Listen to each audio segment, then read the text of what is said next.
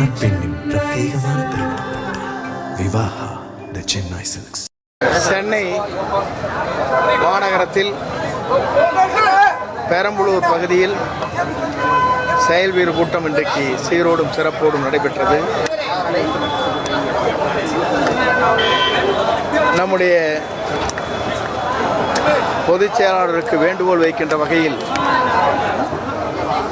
ஆர்வ அர்ஜுன் அவர்கள் ஒரு கோரிக்கை வைத்தார்கள். இந்த கோரிக்கை கேட்டவுடனேயே இருக்கின்ற செயல் வீரர்கள் அத்தனை பேரும் வானத்தை பிளக்கின்ற அளவிற்கு கோஷங்களை எழுப்பிய காட்சி இங்கே கண்டோம். இதே நிலைதான் தமிழ்நாடு அனைத்து தொகுதிகளும் இருக்கிறது. அனைத்து தொகுதியிலும் நம்முடைய வெற்றிக் கழகத்துடைய தளபதி தான் போட்டியிட வேண்டும். 234 அவர்தான்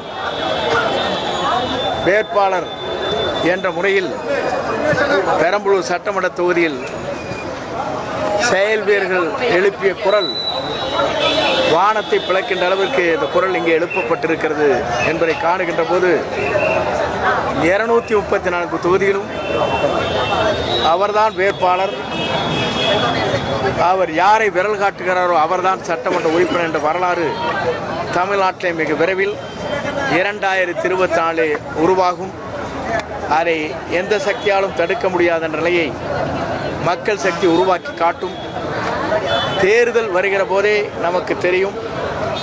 தேர்தல் அறிவித்த நாளில் காலை 10 மணிக்குள்ளேயே வெற்றிக் கழகத்துடைய தலைவர் தளபதி தான் தமிழ்நாட்டை ஆளப்போகிறார் என்ற நிலை வாக்காளர் பெருமக்கள் ஆர்ப்பரித்து வருகிற காட்சியை நீங்கள் காணப்போகிறீர்கள் என்பதை மகிழ்ச்சியோடு நான் தெரிவித்துக் கொள்கிறேன்.